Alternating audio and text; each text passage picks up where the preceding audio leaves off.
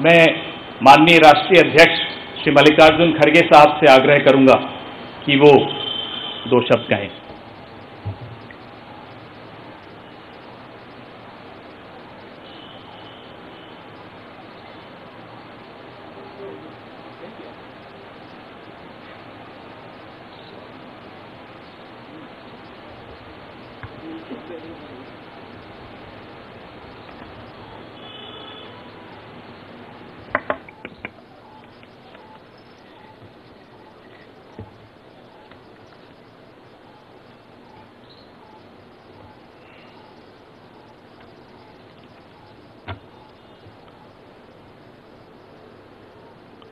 आज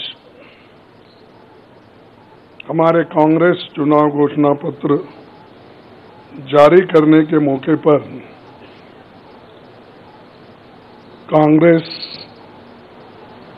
पार्टी के भूतपूर्व अध्यक्ष और हमारे चाहते नेता श्रीमती सोनिया गांधी जी और भूतपूर्व अध्यक्ष श्री राहुल गांधी जी और यहाँ पर पधारे हुए हमारे कांग्रेस पार्टी के सभी नेतागण और खासकर इस जो घोषणा पत्र को तैयार किए श्री पीसी चिदम्बरम जी, केसी वेणुगोपाल जी और सारे वर्किंग कमेटी के मेंबर्स, मीडिया के मेरे दोस्तों, आज मुझे ये भी याद करना है कि बाबू जगजीवन राम का जन्मदिन भी है और जो बाबू जगजीवन राम हमारे पार्टी में बहुत साल तक 1947 से लेकर 1984 तक 1984 तक वो इस पार्टी में रह के काम किए। फिर जो कुछ उनका कंट्रीब्यूशन था से बड़ा कंट्रीब्यूशन मिनिस्ट्री में उन्होंने किया। ऐसे दिन आज हम ये घोषणा पत्र गरीबों के लिए हम अर्पित कर रहे हैं।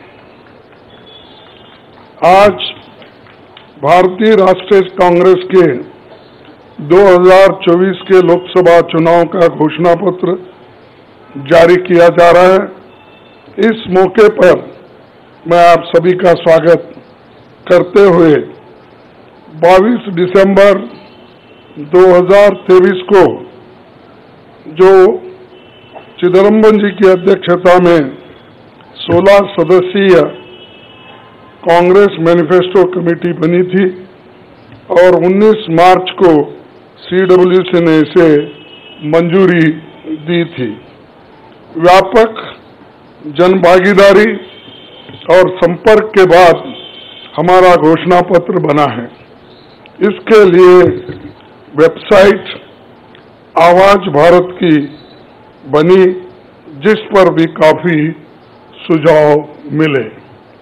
हमारा ये घोषणा पत्र देश के राजनीतिक इतिहास में न्याय के दस्तावेज के रूप में याद किया जाएगा। राहुल जी के नेतृत्व में चली भारत जोड़ो न्याय यात्रा में 5 पिलर्स पर ध्यान केंद्रित किया गया था। यात्रा के दौरान युवा न्याय, किसान न्याय, नारी न्याय, श्रमिक न्याय और हिस्सेदारी न्याय की घोषणा की गई थी।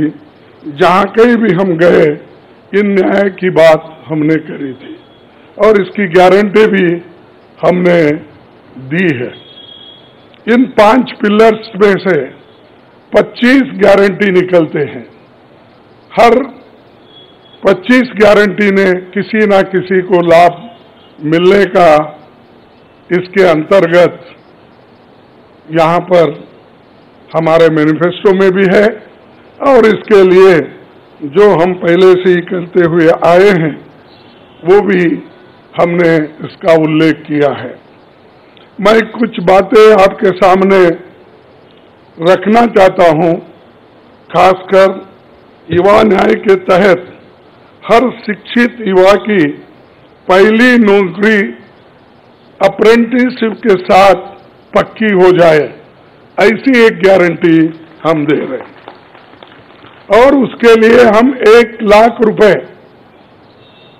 उसके लिए हम एक अप्रेंटिसशिप कोर्स करने वालों को खर्च करेंगे और इससे ये फायदा होगा, किसी ना किसी जगह उसको पक्की नौकरी मिलेगी, क्योंकि ये स्किल डेवलपमेंट के तहत और बहुत से इंडस्ट्रीज में इनको काम मिलेगा।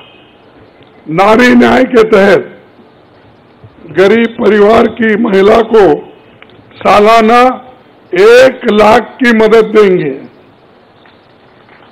कोई टालियां नहीं बजाएं को। गरीब परिवार की महिला को सालाना 1 लाख की मदद देंगे और किसान न्याय के तहत किसानों की कर्ज माफी और एमएसपी कानून की गारंटी भी हम देंगे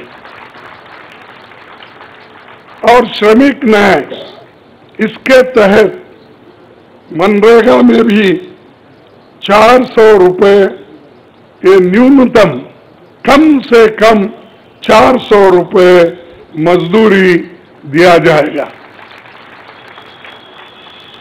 हिस्सेदारी न्याय में सामाजिक आर्थिक समानता के लिए हर व्यक्ति और हर वर्ग की गिनती या जातीय जनगणना होगी, जिससे सबको फायदा होगा, या किसी के फॉर में किसी के अगेंस्ट में ये नहीं है कि हालात को समझने के लिए ये जातीय जनगणना करेंगे, जैसा कि SC/ST की जातीय जनगणना होती है और वैसा ही जो पिछड़े लोग हैं और भी ये अपर कास्ट में भी गरीब लोग हैं, सबकी हालत क्या है ये जानने के लिए हम जातीय जनगणना कराएंगे और इसका फायदा हर वर्ग को मिलेगा। हमारे घोषणा पत्र में संवैधानिक न्याय, कॉन्स्टिट्यूशनल जस्टिस खंड में लोकतंत्र बचाओ, भय से मुक्ति से लेकर मीडिया, न्यायपालिका आजादी, भ्रष्टाचार के खिलाफ मुहिम जैसे मुद्दे, कला संस्कृति जैसे विषय भी है। आर्थिक न्याय, इकोनॉमिक जस्टिस खंड में आर्थिक नीतियों, बेरोजगारी, टैक्सेशन और टैक्स रिफॉर्म्स, ये सारी चीजें उसमें हम लाएंगे। इंडस्ट्री और इंफ्रास्ट्रक्चर पर ठोस काम हम करेंगे। राज्य न्याय, जस्टिस फॉर द स्टेट्स, मैं संघीय विकास, पूर्वोत्तर भारत पर रोशनी हम डाले हैं और जहां कहीं भी फेडरल स्ट्रक्चर को धोखा होगा, हम उस वक्त अपनी आवाज उनके साथ भी उठाएंगे और जब हमारी गवर्नमेंट आएगी तो उनको बराबरी का हिस्सा देंगे और ताकि वो पैसे के लिए तरस न हो, चाहे वो ड्रॉट हो, फ्लड हो, डिसास्टर्स हो। इसके लिए नेचुरल डिसास्टर्स, इन सब के लिए फेडरल गवर्नमेंट को कानून के तहत जो मदद मिलना चाहिए वो हम जरूर उनको दिलाएंगे।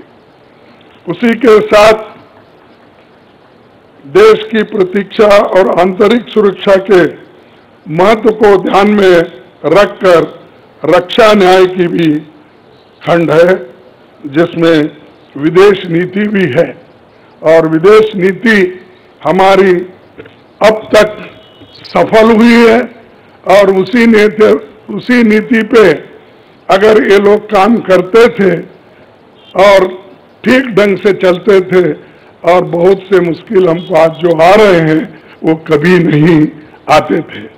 तो इसीलिए हम अपना रक्षा न्याय का देश की रक्षा के लिए पूरा हम काम करेंगे। आखिरी एक महत्व का बिंदु पर्यावरण न्याय भी देंगे।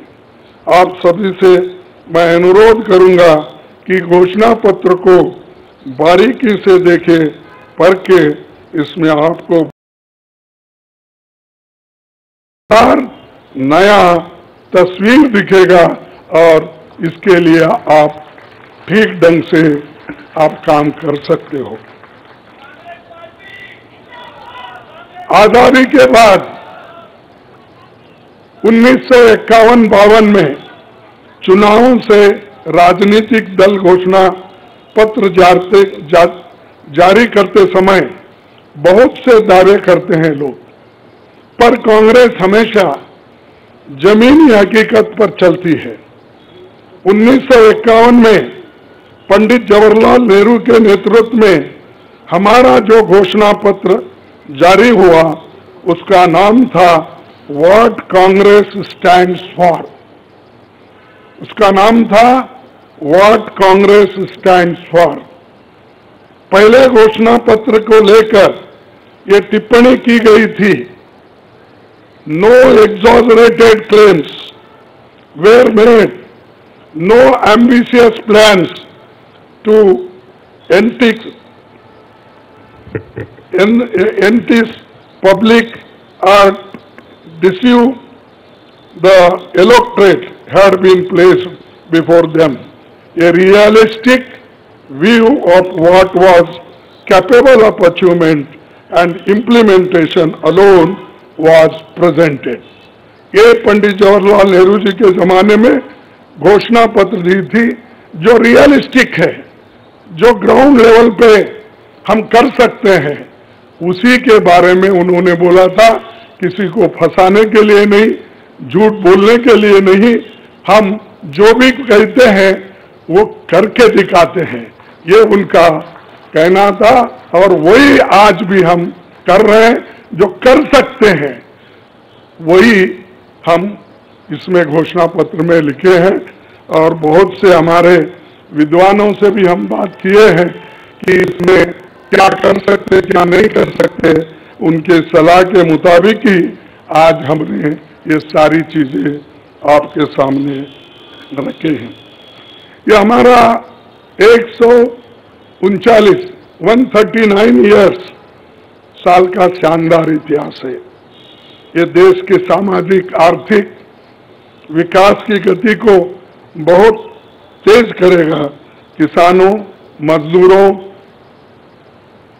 और महिलाओं, युवाओं, गरीबों, वंचित तबकों के विकास के जो बंद दरवाजे हम खोलेंगे, क्योंकि एक मोदी सरकार में ये सारे दरवाजे गरीबों के लिए, महिलाओं के लिए, युवाओं के लिए बंद है।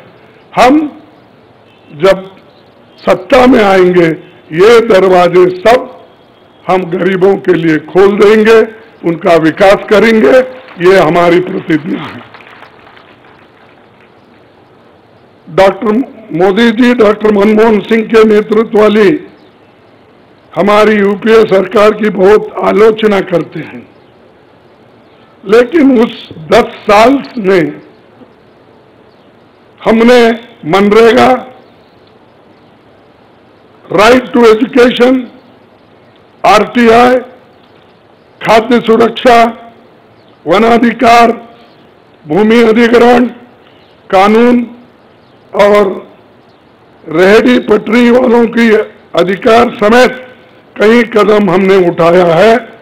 और उसकी जो कर्ता धर्ता है श्रीमती सोनिया गांधी जी यहाँ पर मौजूद है। उन्होंने बारीकी से इन मनरेगा को और खास करके फूड सिक्योरिटी को बहुत लड़ा, क्योंकि मुझे मालूम है, सब चीज मैं यहाँ पर नहीं कह सकता कि उन्होंने इतने ये 2-3 प्रोग्राम के लिए बहुत गुस्से में रहते थे। जब तक वो इम्प्लीमेंट नहीं होता तब तक वो खामोश नहीं बैठे और कैबिनेट के लोगों को बोलते रहे थे कि ये क्या हुआ। जब हुआ तब वो भी खुशी मना लिए और हम भी लोग बोले कि भाई ठीक हो गया। और जब बाहर इसका गया कि जो ये मनरेगा का, फूड सिक्योरिटी का और कंपल्सरी एजुकेशन का ये जो संदेश बाहर गया, तब लोग सभी खुश होने लगे, सभी बोलने लगे ये बहुत अच्छा यूपीए गवर्नमेंट ने किया, सोनिया गांधी जी ने किया। ये बात बाहर आ गई। इसीलिए ये हमारा जो पहले से गरीबों के लिए वायदे थे वो हम पूरे करेंगे। मोदी जी 10 सालों में इसके मुकाबले का एक काम भी नहीं कर सके। आप बताइए कौन सी ऐसी बड़ी फैक्ट्री जो एम्प्लॉयमेंट क्रिएट कर सकती है, जो नेहरू जी के जमाने में बने वैसे कोई एक बड़े बड़े काम उन्होंने किया है। जिस देश में एक सुई नहीं बनती थी उस देश में पंडित जवाहरलाल नेहरू, इंदिरा गांधी जी ने रॉकेट बनाकर उड़ाकर दिखाया और बहुत से जो साइंटिफिक योजनाएं थी हमने बनाए। अब मोदी जी के जमाने में तो गालियां देने का छोड़ के दूसरा तो मैं नहीं सुना, और उसके अगर कोई छुपे हुए काम है तो मेरे को बताओ ताकि मैं भी उसकी प्रशंसा करूंगा। लेकिन आज हम गारंटी जो भी दे रहे हैं हम चंद स्टेट में करके दिखाए हैं। हिमाचल में करके दिखाए, कर्नाटक में करके दिखाए, जहां कहीं भी हमारी सरकार है, और राजस्थान में भी हमने कई नई चीजें की, वहां भी करके दिखाए। तो ये हम जो कहते हैं, मैं पहले ही कहा, वो हम करते हैं और हम डरते नहीं करने के लिए। हमारा कितना भी नुकसान हो लेकिन गरीबों के लिए हम करते रहते हैं। ये हमारा पहले से कार्यक्रम है। और मैं चंद बातें इस मौके पर, थोड़ी देर हो गई तो क्षमा चाहता हूं, मैं चंद बातें आपके सामने रखना जरूरी समझता हूं। और आज क्या हो रहा है, विपक्षी नेताओं को जेल में बंद किया जा रहा है। चुनाव में सबको समान अवसर नहीं है और कई मुकदमे एक के ऊपर एक, छोटी छोटी, और हमारे पार्टी के ऊपर इतना बड़ा जुल्म किया और इतने हमारे को पेनल्टीज डाले। 3,567 करोड़ रुपए का हमारे ऊपर उन्होंने पेनल्टी डाली। क्या ये लेवल प्लेइंग ग्राउंड है? और ये हमारे ऊपर आज हो रहा, कल मीडिया के ऊपर होगा, मीडिया हाउसेस के ऊपर होगा, सबके ऊपर होगा। तो इसीलिए इसको, इस देश के डेमोक्रेसी को बचाना है, संविधान को बचाना है। इसीलिए हम सब लोग, देश के लोग एक होना चाहिए और लड़ना चाहिए। और जो ऑटोक्रेटिक मोदी साहब है उनको हटाना चाहिए। ये मेरा आपसे विनती है। जब तक आप ये काम नहीं करेंगे तब तक हम सिर्फ बातों से नहीं होगा। आप लोग घर घर जाके, और हमारी गारंटी कार्ड जो है, इन गारंटी कार्डों को घर घर तक पहुंचाने का काम हमारे कार्यकर्ता करें। जब तक आप घर घर नहीं जाएंगे, वोटर से नहीं मिलेंगे, कुछ भी होने वाला नहीं है। सिर्फ स्लोगन से या मेरे भाषण से कुछ बदलाव होने वाला नहीं।